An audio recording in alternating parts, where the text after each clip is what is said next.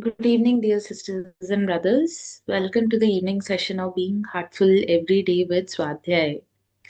As we continue with the theme of heartful communication, today we reflect on the quality of responsiveness, the ability to sense when and how communication is appropriate.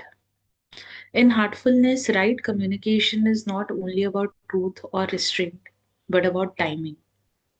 Even a true word spoken at the wrong moment can disturb harmony. And when the heart is attentive, it guides expression with natural timing. In yogic consciousness, responsiveness is different from reactivity. Reactivity arises from impressions and habits, while responsiveness emerges from awareness. A responsive heart does not rush to fill space with words. It waits until clarity settles. Through meditation, sensitivity develops. We begin to notice subtle cues both within ourselves and in others that indicate readiness for communication. Sometimes the heart signals that a conversation should happen later. At other times, it indicates that a few well placed words are sufficient. Babuji Maharaj highlights that effectiveness depends on harmony with the inner flow. And when communication follows this flow, it becomes timely and proportionate, neither delayed nor forced. In heartfulness, the pause itself is communication, rather, it is communicative. A brief inward pause allows impressions to settle and intention to align. And this pause creates space for wisdom to surface before expression. For an abhyasi, cultivating this pause is a subtle practice. It transforms conversations from habitual exchanges into conscious interactions. With time, the pause becomes effortless and speech naturally arrives at the right moment. Timing protects relationships and inner balance alike. Many misunderstandings arise not from what is said, but from when it is said. A heartful responsiveness prevents unnecessary friction and preserves receptivity in others. This practice also prevents emotional fatigue. When communication is well timed, it concludes without residue. There is no need to revisit or repair conversations inwardly. Thus, responsiveness becomes an expression of inner maturity. Dear sisters and brothers, as we move ahead in the session, if you know someone who often feels rushed into conversations or regrets speaking too soon, this theme may quietly support them. Sharing masterclasses and the BHED sessions can help them understand more about this theme. And such sharing is most important and effective when offered through understanding. You will find the additional reading material and videos of Revert Daji, which are available on the app, and you can access it under the Sunday tab dated 4th January. Yesterday, we had completed reading the chapter on heartful communication, and this is from Heartfulness Way Book 2. We'll do a rereading of this chapter again just to understand and deepen our reflections and understanding of this theme further. A repetition always helps. So we'll start reading again from page number 74. And as the text is not going to be displayed on the screen, so you can try to read along if you have a copy of your own book with you. Heartful communication. Daji, can you share an example? I have heard you say that we have lost the art of two things that are most natural to us: sleep and communication. You often joke that most of our troubles begin when we open our mouths. Yes, during our waking hours, so much of our time is spent in conversation. If we pay attention to how we speak, we can greatly reduce the formation of impressions. You might have seen the painting in my living room of crocodile climbing a ladder and trying to open its mouth while climbing. Its snout gets stuck between the ladder steps. Unnecessary talk while going up is a recipe for trouble. Here we are ascending towards the ultimate truth. Can you imagine how heartful we need to be in our communication? Daji, what does it mean to communicate heartfully? That is a vast science and a great example of how refining the inner state affects our behavior. Speech is transmission of energy as sound, expressed through the medium of the voice. It can be gentle and soothing or aggressive and harsh. When we converse, we can be good listeners or we may expect everyone to listen to us. What does that say about our character? In the earlier 20th century, Lalaji gave us his principle of conversation. They completely changed my life. In those simple instructions, he showed me a way to transform my relationships with people. By nature, I can be fiery, but when I was younger, sometimes hurt people. But thanks to these principles, I was able to change. I would like to read you a few lines from them. It is one of the best ways I have discovered to develop sympathy, empathy, and compassion. Here are a few excerpts. When the flow of conversation proceeds in conformity with reality, there develops a state of harmony between the two. Through that harmony, whatever is spoken goes on touching the hearts of others. In other words, a sort of relationship with the current of reality is established. When a relationship is created, effectiveness has to be there. If we copy it, only those words will flow during conversation that are intended and are right. To achieve this, we first of all try to remove the rise and fall in the voice while speaking, which is called sharpness. This flow of speech will go on acquiring harmony with the current of reality to the extent that such a reduction is achieved progressively. By sharpness, I do not only imply anger. What I mean is that the flow of speech should not carry any kind of weight in it. An illustration of this is a current of still air. A person whose tongue is polite, civilized, and cultured has a large, pure, and noble heart, and thus has a wide sway over the minds of others.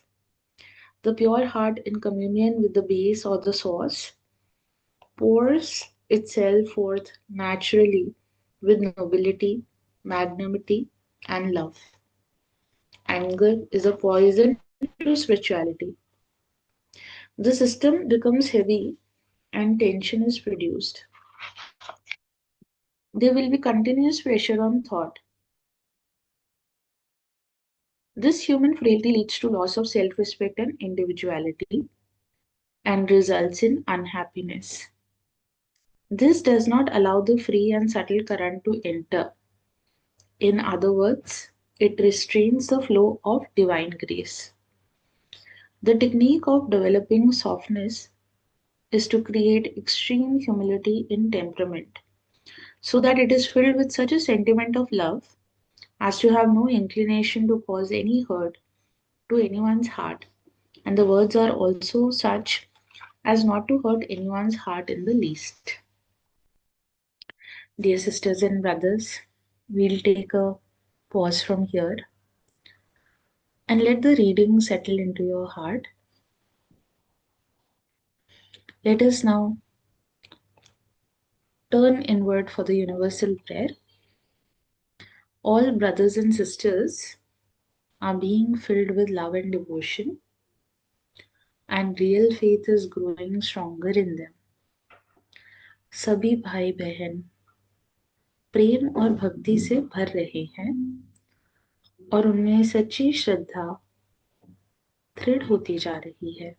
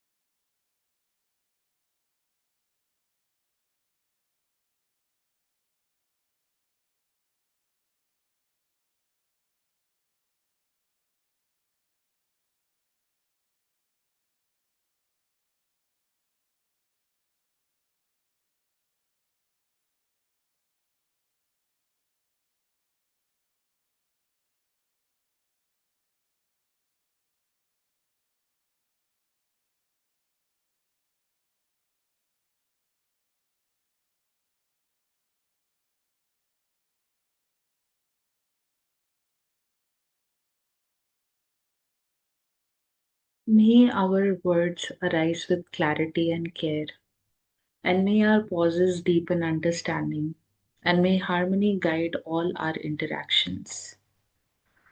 Dear sisters and brothers, as you prepare for the rest tonight, take a few moments to offer the bedtime prayer and the reflections for the day. And without judgment, offer these observations to the Master. Allow the bedtime prayer to refine the sensitivity and restore balance. Dear sisters and brothers, thank you for joining this evening session today, and we look forward to your presence tomorrow for the morning session at 6 a.m. Until then, wishing you all a very good night. Thank you.